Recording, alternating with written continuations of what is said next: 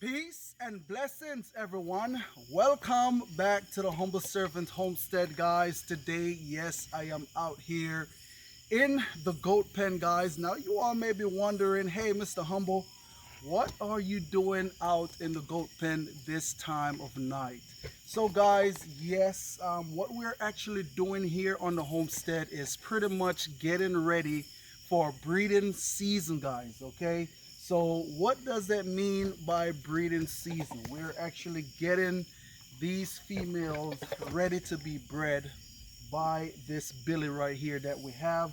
Now this billy has been down in the bottom pasture because yes, that is where I keep all my bucks. You know, I don't run them with the does, especially if I don't want my does to be bred, because they will absolutely do that.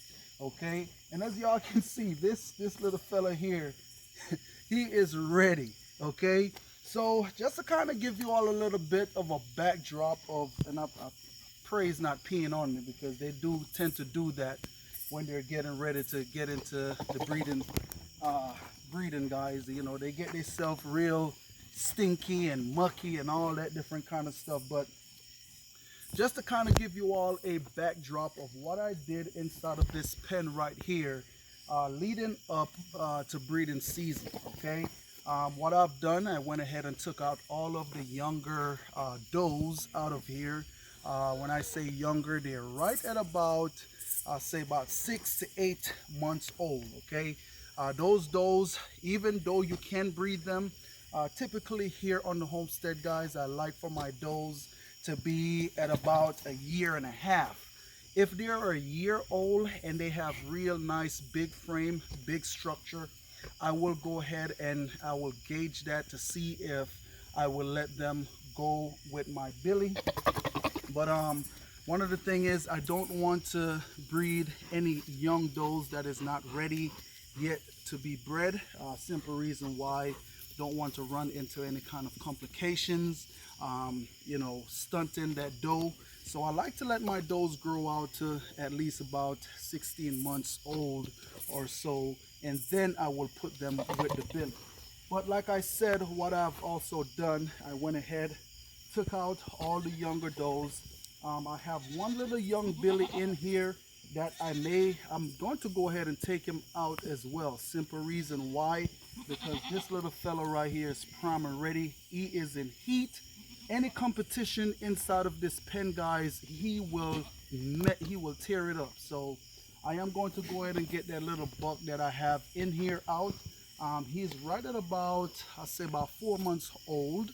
So I'm going to move him on out. Okay, and so I've been feeding, y'all can see, and we'll talk a little bit about this buck here in just a moment. But as you all can see, what I've been doing, excuse me, so what I've been doing to get these females right here ready, guys, I've been feeding them.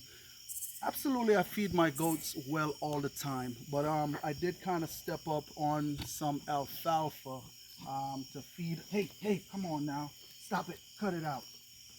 He's peeing on me, guys. So I did kind of step up with some alfalfa to go ahead and feed them, flushing them out, making sure they have on real good body weight. So that way, guys, we can end up with twins, okay? How you really kind of end up with twins, you know, your goats, their body condition have to be right. Those does, their body condition has to be right. I mean, not being stressed or anything of that nature, in order for them to go ahead and throw twins and triplets for you. So I've just been feeding them really well, making sure I'm getting them ready for this breeding, guys. Okay, so why I'm choosing now to breed these does, because we want to get some spring babies. The gestation period, okay, for these does is 5 months. Okay, I don't think I said it right. I'll have my wife to put a typo in there. So it's right at about 5 months that they carry, you know, their kids for. Why would choose this time right here to put these does out is so that way we can have some spring babies, guys. So right now we are in September. So in the tail end of September. So in October, be right around that time. Sometime these does right at about, they come on to heat with this billy in here. They'll come on to heat a bit faster, but that doesn't necessarily mean that all of them is in heat. So right at about that 30-day mark, is when they come into heat. If he miss that heat cycle, hold on to about another 40 days or so, somewhere in there, those should come back onto heat again, and he will be able to service them. Okay, but as you all can see, I think we have a right at about 11 does in here that we're going to be breeding. Actually, we're talking about goats, but we do have the sheeps that we actually have to put on out as well. Just getting ready for this breeding season here. Now, this right here is a buck that we have. Just want to kind of give you all an overview of this buck. This is actually a Kiko buck, guys. Now, this came from a billy that we had here on the homestead that was not able to perform really well for us because one of his back leg got damaged. But the one boy that he did left us, we're going to go ahead and put him on in here so his offspring can go ahead and spread throughout the homestead, guys. But as you all can see, just want to show you all real quick. This is, like I said, is a Kiko Billy. He is just really nice. One of the things is, I'm telling you, if you can feel his neck right now, his neck is like super thick, guys. So that's a lot of meat that we will be getting, from this buck here that he will be able to pass on in his genes. Even when you come on up here to his back strap, that back strap is real nice and thick. What I also love about him, just his overall health. He's very well parasite resistant. This buck right here, I don't want to get too close because I will be smelling like him if I get him too much on me. But as far as parasite resistant, this buck right here do really well. Since he was born, I have not had to deworm any with this particular buck right here. So that is a real good thing. That is one of the things that we're looking for here on the homestead, is a buck that we don't have to worm him. Hoof trimming, haven't had to do much hoof trimming on this billy right here either. So that is a plus, and that is something that we want to keep here on the homestead, because as this homestead grow, guys, we want to be able to have to do less maintenance on these goats here as they grow out. Okay, one of the thing is, his stance is really nice. I like the fact that he also have a lot of meat back here in these back legs, because what we're looking for is a genes to pass down through these does here that we're getting ready to put with him. So far, he's a nice buck. I really do like him. That's why we keep him here on this homestead. One of the things that we also noticed as well, when he was born, he grew really fast, guys, and so that's one of the things that we want, which that is one of the things with the Kiko goats. They grow really fast, and that's what we also want to keep here on the homestead. So it was something else that came to me. Hey, I tell you what we're going to actually go ahead and do right now, as y'all can see, he is ready. That's what came to me. It came back now. I'm going to go ahead and check the age of this billy here on this, see how old he is. So right now, if you could come on in close, son. How we go about checking the age on these billies right here is by the teeth. So they usually have 4 teeth on each side of his mouth. And so once you see that front come in the first year, he will fall out, that baby teeth will fall out, and then you will have this big teeth come in. That right there lets you know that this billy is about a year old. So coming on down here, to the second teat. If y'all can see right here, where that baby teat also has fell out, so that means he's 2 years old. Actually, he's older than that. So we're coming down here to that third teat right here, and as y'all can see right here, guys, that third teat have also fallen out.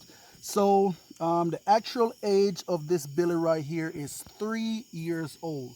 Now, when he reached 4 years old, you will see another teat start coming right here into this spot right here, which you cannot actually see that he have already lost those teeth. Okay, so here you go. So this billy right here, I said he was 3 years old. This billy just turned 4 years old, guys. How can I tell? If you look right here, you see that little small little teeth right here coming in. That lets you know that he's turning 4 years old. As he get older, how can you tell that this billy now is past 4 years old? What you would look for is the teeth and how they are grind down. That will kind of let you know that this billy right here, going forward, be 5 years old as the teeth wear down. Okay, so that is how you can tell the age of these billy right here. Like I said, I have not did any worming on this billy. Come on in close, son. So what we're gonna do is check the formaldehyde scoring on this billy right here. Checking that formaldehyde scoring on this billy right here. The eyes look really well. So what I'm going to actually do right now, I'm going to go ahead and turn this buck right here loose, and so let him go ahead and start running on around in here with these bucks. So in about 30 to 45 days, I'm going to leave him in here to make sure he go ahead and service all these does right here. Now, one of the thing is, what I'm also going to do, I have one more female that I have to take on out, and this is Mrs. Penny right here, which is, look at him go, guys. Look at there. Show him, boy. Look at there. He's already ready. Okay, so he's going around and he is checking all those females to see who is in heat, and if they're in heat, he's going to service them tonight. Usually what will happen, those females, they'll go ahead and shake their tail, and that pheromone will hit him, and he'll know that, hey, look at here, that's one right there that is ready. And so that's what that is. Okay, so I'm telling you, it's going to be a crazy night out here tonight. But we're going to go ahead and get Miss Penny on out of here, because we definitely do not want to breed her with him. So we're going to go ahead and move her on out, so that way we don't have any mishaps with Miss Penny here. All right, guys, so that is pretty much it right there. I just wanted to come on in and share this with you all to let you all see this process. Okay, so nonetheless, I just want to say thanks to each and every one of you all out there for stopping by the Humble Servant Homestead. And as always, peace and blessings to each and every one of you all out there. Remember, you keep a smile on your face, you be happy, you be cheerful, and you be blessed. Until next time, I will catch you all in another video. Have a blessed day.